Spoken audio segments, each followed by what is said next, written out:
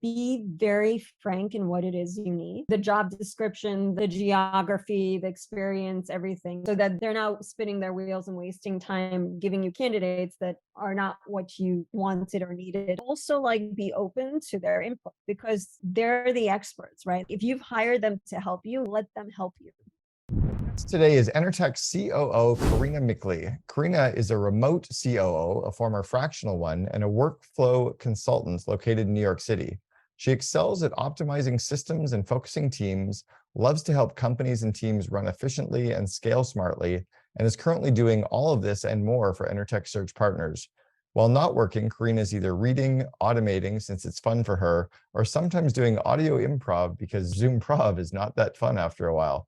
Karina, welcome to the Second in Command podcast. Thank you for having me. All right, so we are 230-ish episodes into the Second in Command podcast, and no one has had improv down on their bio. Let's start off with the improv first, because I think it's just the most fun, and then we'll get back into some of your career stuff. So how did you get into improv? What is improv? Why did you fall so deep into it? Now it's like 3.5, 4 years ago, I was reading this book called Rest, Why You Get More Done When You Work Less by Alex Sojong Kim Pang. Okay. I was working long hours. This was pre-COVID, but, I was already working from home. And back then I was still consulting. So I was juggling, I don't know how many clients. And I desperately needed a hobby because all I was doing was like work or sleep and eat. And he's got a whole chapter in that book about finding a hobby that gets you into a flow, like a creative flow, and uses different muscles than you do at work. Mm. And so I had finished reading this book on a Sabbath. I was brainstorming with my husband, my son, who was back then still at home and 17. He's now at University of Michigan. Snarkily was like, "Ma, you don't have any hobbies. All you do is work." And I'm like, "No, I read, I this, that, and the other." Long story short, my husband remembered I had taken an improv class at the new school when we first started dating, and apparently enjoyed it a lot. And thinking about it, apparently my face lit up and they're like, "Okay, do this thing." Wow, that's And cool. since I'm lucky to live in New York, I was able to do like a free class at the Magnet Theater on a Sunday, loved it. Started taking more classes there and at the Pit and all across New York. I discovered and started dramatic improv groups because I'm not funny, but I still love getting up there and just making things up. And for me, the joy of improv is that it was the exact opposite of the rest of my life. I have to pre-plan. I have to be super organized. Like, there's always homework. Improv, you literally just show up. There's no such a thing as a mistake. Everything is a gift. And you have to be in the moment. You can't be checking email. You can't be doing anything. You Yeah. literally have to be in the moment, having fun, giving and taking with your partner. And it was amazing. I did it even through the first year of COVID. I had created a bunch of teams. So I was practically performing every Sunday with one of my teams, mostly dramatic improv, because that's Wow. what I enjoy. And then COVID happened.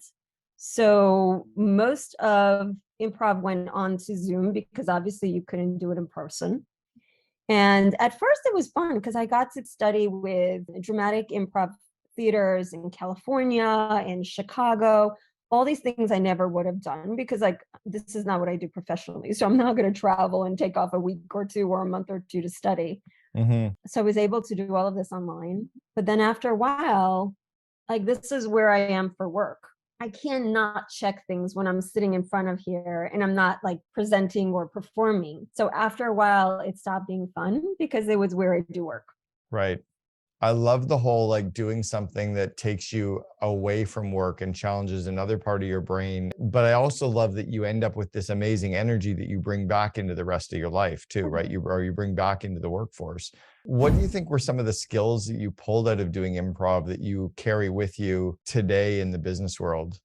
So there's actually been a couple of business books on how improv helps business, and I totally agree with them. I think the biggest is the whole concept of yes and, which is you never want to negate what your partner gifts you. And that's the way they talk about it. Like, everything is a gift. Yeah. Because if you say no or you negate it, you can't go anywhere. You block them. Sure. But if you say yes and, doesn't mean you have to agree totally, but you're collaborating and building something together. And culture-wise and just communication team-wise, it's so much better to do yes and rather than yes but or no. I think in terms of networking and building relationships with others, building kind of not consensus, but more collaboration with other executives, I think it can be really powerful. I really think there is something out of improv that can be brought into the business world for sure. I'm trying to remember the name of the speaker, and it's embarrassing that I can't remember her name. She'll kill me if I can't do it. She's got a V as a first name and a V as a last name, Victoria Labaum. And she studied under Marcel Marceau, who is a famous mime. And Wow. she's a speaker, a business speaker, but she has all of these incredible hand motions and body Yeah. movements. And she could literally say nothing and be on stage for an hour, and you're blown, and you'd learn business lessons from her. Like, she's that good. And I Wow. remember seeing that and going, wow, like she's really honed her craft as a speaker. And I think you probably have pulled stuff in. Have you taught improv with any of your teams, with the, employees, or have you brought it into business that way at all? So we did a team retreat back at the end of March, and I actually prepared some like improv games, and everybody like they told me after the fact they had no idea what to expect, but it was a Mm, bunch of fun and everyone loved it. I just thought another really good thing improv teaches you is to really listen and be present, hmm. because I know like we all have tendency to like be in 100 things and checking 100 things, and you can't be a good partner and you can't perform if you're not actually listening. And there's also a concept of Because callbacks you where because anytime, you're playing off what the other person yes, says, right? exactly. And you can even bring something back later, which is called a callback, but you have to be paying attention, Right. and really in the present for any of that to work. I think improv is almost something that all business coaches should actually do as well, because it would really help them in listening to their clients and weaving a conversation, and not just moving to the I wasn't really paying attention, so I'll ask you some other random question, right? Yeah. If you know someone who would be good at this, I would love to have someone come and run a session for us for our COO Alliance. I want you to walk us through a little bit about what you're doing with Enertech right now, and then I want to go back into your kind of journey to what got you to the COO. So tell us, what Enertech is. So Enertech Search Partners is a niche recruiting and talent advisory agency. We work primarily with funded startups in the climate tech space. And we actually have a sister company, Sea Change, that does more of the advisory in the larger companies. And I'm one of the few non-recruiters on the team. So everything non-recruiting falls to me. I wear many hats in EOS parlance. The CEO and I have a really great working relationship. We just decided we were going to roll out EOS. So I'm Right. like reading, signed up for Basecamp because we're going to do self-implementation. She's the typical visionary. I'm like 90% integrator. Every time I take that test, I'm like 98% integrator. Jill, we've come a long way in the year and a half that I was with them.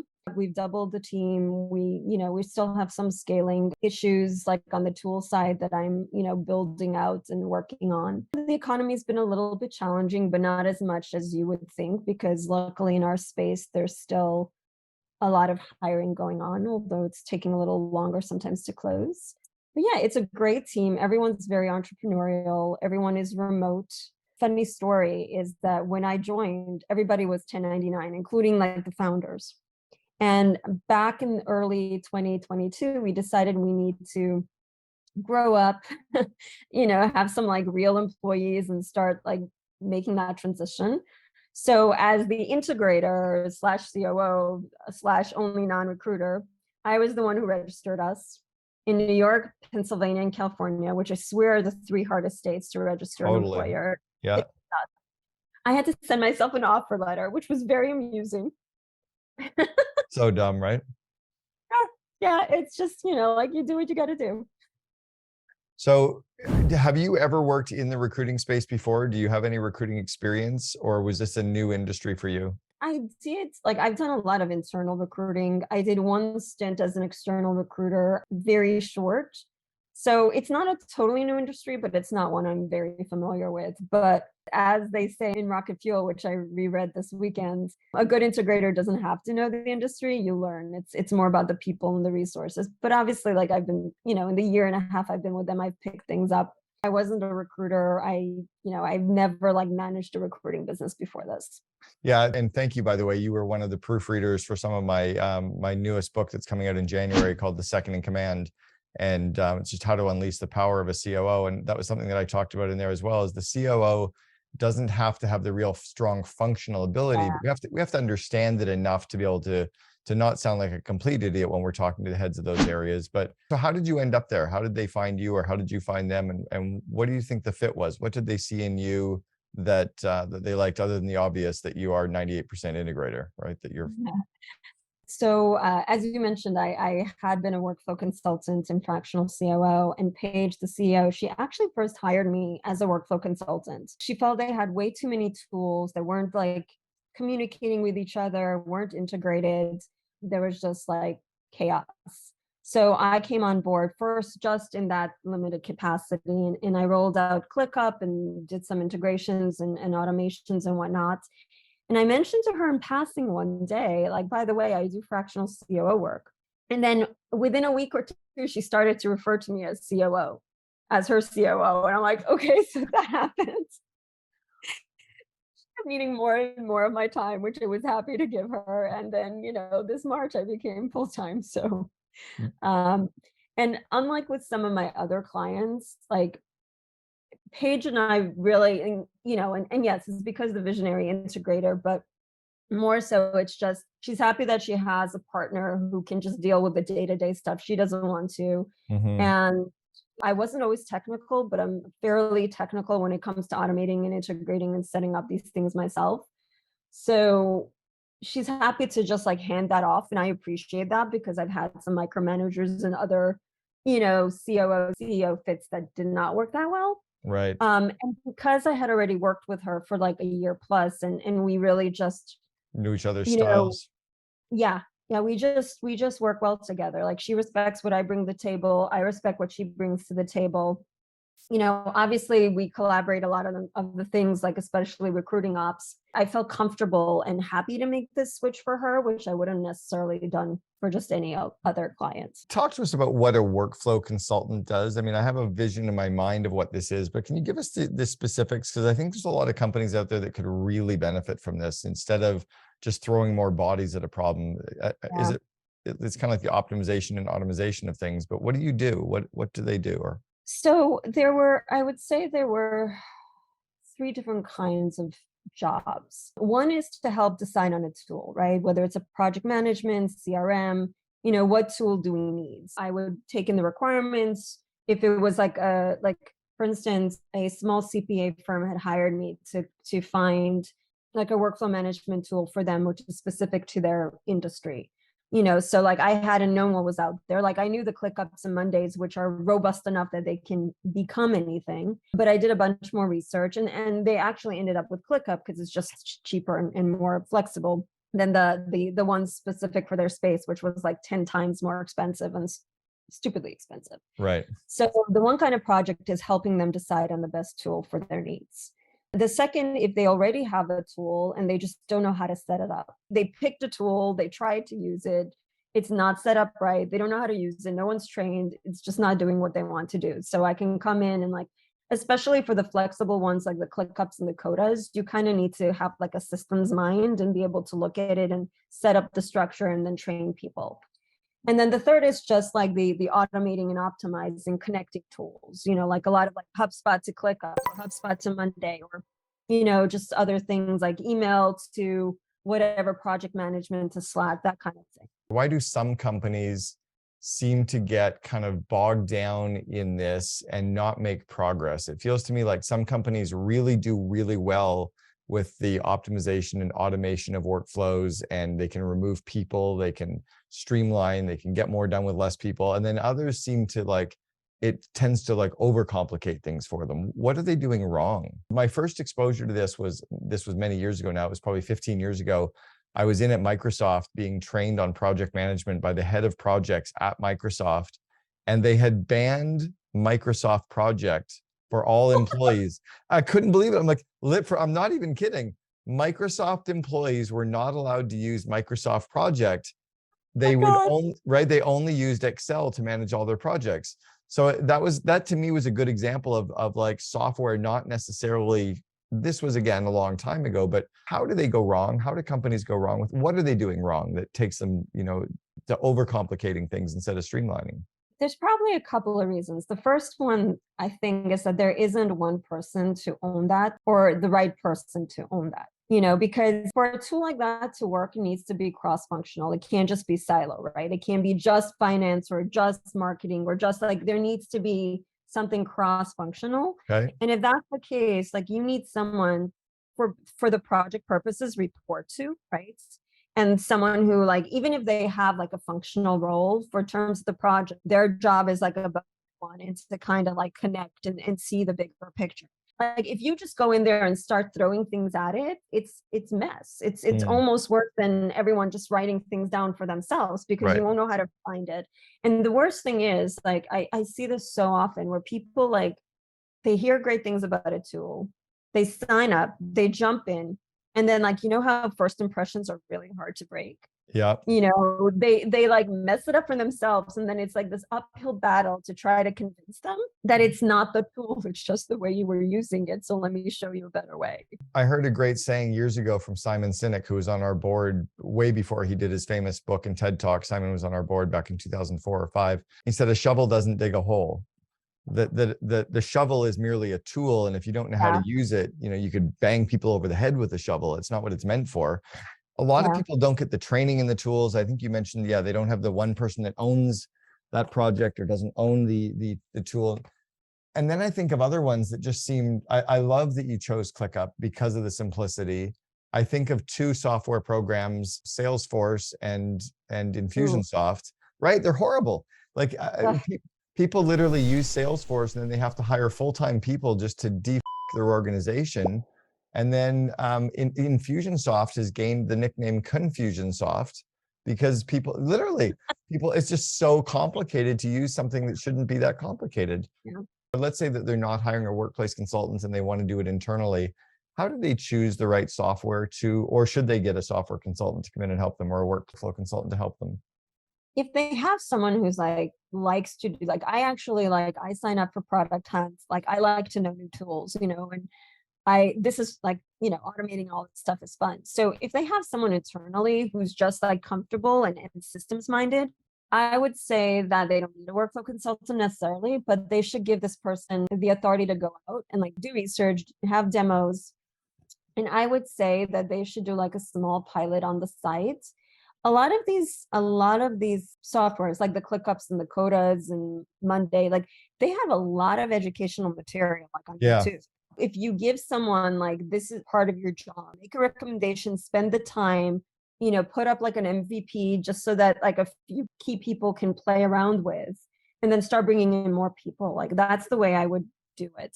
And you have to do it simultaneously. Like don't shut down what you're doing. Obviously business has to go on. But test this out on the side. And then when you have enough buy-in, create a plan of how to like migrate. Most of those like modern tools make it really easy. Like you export and import and then just structure. So that's what I would recommend.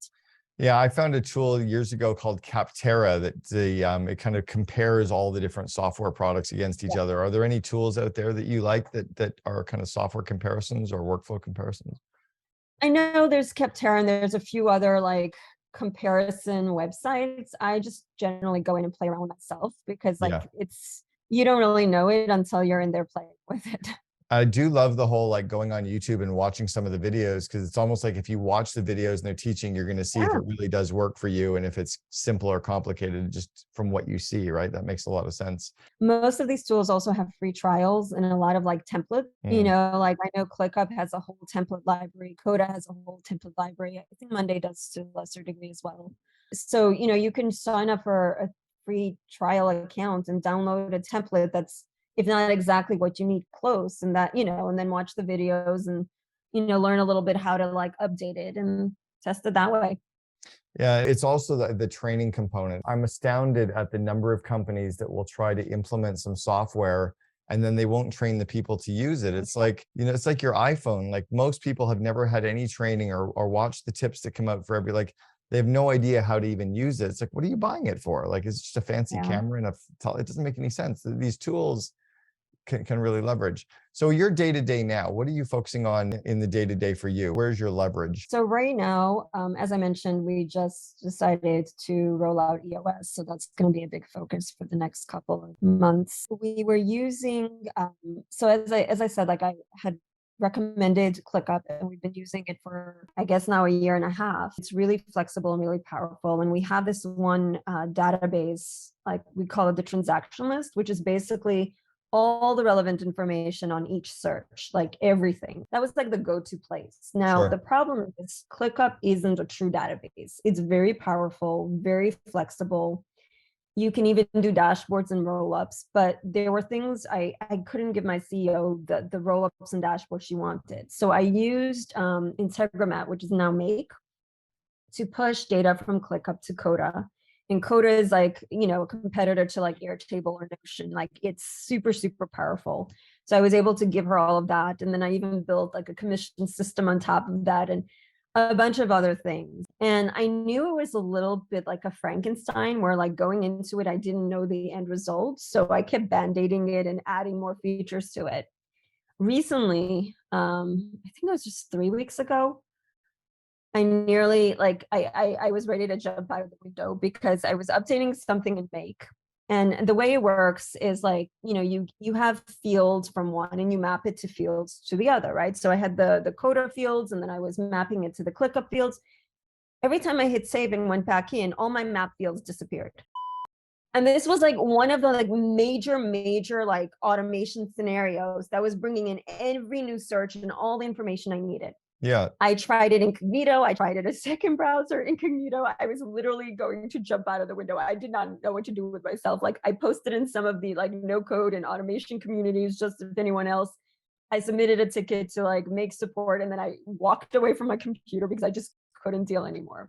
Long story short, they still haven't fixed the bug. They recognize it's a major bug. And that was kind of a wake up call for me because I hadn't wanted to take the time in moving the transaction list from ClickUp to Coda for several reasons. One, it was a big job.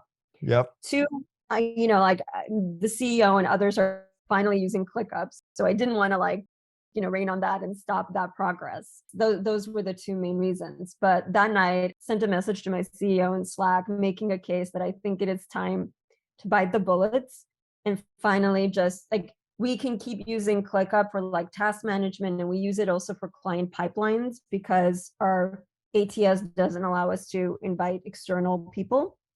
So we share the pipelines through ClickUp. So anything external and anything task oriented, we can keep in ClickUp for now. But the transaction lists, we've moved to Coda. So this has been like a big project. I think Thursday, we're finally going to make the switch. Like I'm just reconnecting and re-automating a few things. Okay. And then there's going to be other things I have to build on it. I'm relieved that we're doing this because I hadn't even realized how many workarounds I had to create in ClickUp to do what I wanted and to push it through Coda to do what I wanted. So this is just going to be way more efficient and scalable because there isn't this handoff and it's not as vulnerable because I'm relying on a third party to push all this information. How do you work with the CEO to know whether what they're asking for is actually what they really need versus what they think they really need? And what I mean by that is when they're asking you to create some custom thing that could be done just using the software if they knew how to use it. If it's something that can be done, like I usually just record a Loom, or if I can, I get on a Zoom and just show them how to do it. Yeah, both she and the team, she's come a long way in like learning how to use ClickUp and wants to know how to use the tools. And that's also a reason why, like I said, I didn't want to like sunset ClickUp because I want them to use it and to feel like all the time invested was worth it. And honestly, the transaction list dashboards and all that is mainly for her and I. We're the main users of this. So like, and I actually embedded the Coda transaction list into a ClickUp dashboard. So they actually can view it there and not have to like sign into a third tool or another tool. Cause like, that's something I hear all the time, not another tool. So this way they don't have to go to another tool. That's smart. Now, I love that you actually mentioned that you're going to be implementing Traction. And I think I would say that about 30 or 40% of our COO Alliance members use Traction. But I was intrigued to hear you say that you're actually going to self-implement as well. You're not going to work with an implementer. Why is that? And how did you make the discussion to self-implement versus to hire an implementer to help you with it? And I don't think there's a right or wrong, just more curious on the thought process. Yeah. Well, one is because as a previous workflow consultant, like I've implemented GTD and other systems. Like I never implemented EOS, but it's come up. Yeah. So I feel comfortable that I can do it. And you know, the base camp was just like, what other tools do they have to like give me a little bit of direction? Because this is the first EOS full-on implementation I've done. And it's just, you know, it's just honestly, you know, we're small. So if it's something I can do, like I don't want to, you know, like there are other places to use that money. You know, one day we won't care, but right now we still have to care. No, and I think it makes a lot of sense. I actually think that in some ways, it's often, it can be better to self-implement because it forces the team to really learn the systems in EOS. I always call it traction by mistake. Traction is the book, the entrepreneurial operating system. EOS is what's covered in the book Traction. I think when you implement EOS, it's better for the management team to really learn each of the systems and then also to give them the ability to tweak them a little bit to make them your own. You know, whereas if it's an implementer coming in, it's no, fill out this form this way. This is like, versus you already understand your business and you can tweak it a little bit. You know, you can take the DOS and tweak it. You can take the level 10 meeting and tweak it and make it your own. So I think that's really powerful. You said that you implemented GTD, getting things done. What did you like about that system and anything that you still use from that in your day to day? Indirectly, yeah, I sometimes still use GTD. I like the idea of there's like an inbox, get everything in one place. And then you basically just split it between, you know, today and long term and focus on today. I've used a version of that, whether it's in ClickUp or wherever I put my tasks, because otherwise it gets overwhelming. Yeah. And, you know, like, you don't want to keep it in your head. So having an easy way to just keep adding things to your inbox. And then the idea of like a project versus a task and like everything going on a schedule, like it just resonates with me. There's a reason it's still around, right?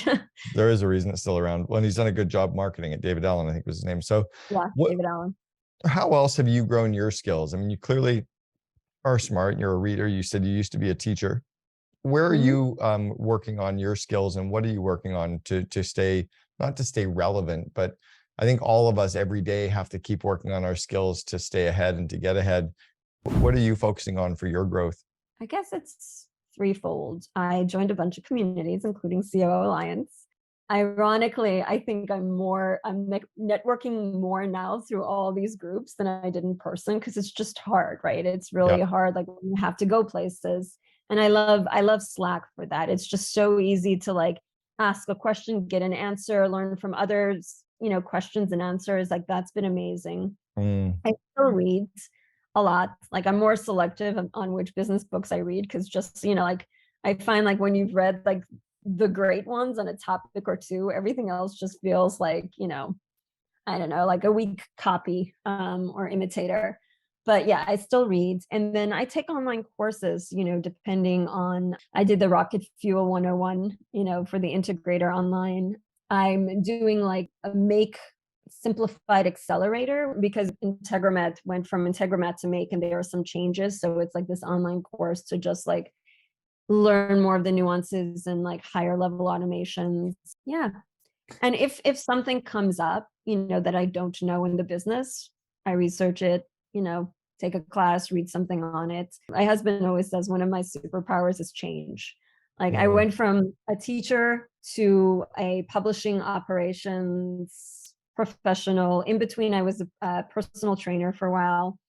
And then I reinvented myself as a consultant when the publishing industry kept, like, I just went through one too many reorgs and layoffs and was just done. That was like really hard. I think that was the hardest because I love being in the industry that made the books that I loved. But you know, you can love books and not be in publishing. So I just had to like come to terms with that and be like, okay, if you hadn't even asked me 10 years ago, I wouldn't have predicted that this is where I am, but I'm really happy with it. So I think you just have to be open to what life in the universe sends and like open to like learning and opportunities. Have you ever dug into any of the Harvard Business Review books, the HBR compilation books? Yeah. Yeah, I have a CEO that I used to coach years ago who he would basically, let's say he was, you know, working on a a quarterly planning meeting that was coming up next week, he would grab like the HBR book on quarterly planning meetings or planning meetings and read the 10 articles related to it. Or if he was firing somebody, he would like grab the HBR book on firing. Yeah, it was really intriguing. Like instead of just reading a book for the sake of reading, it was always attached to something he was working on that month or that quarter.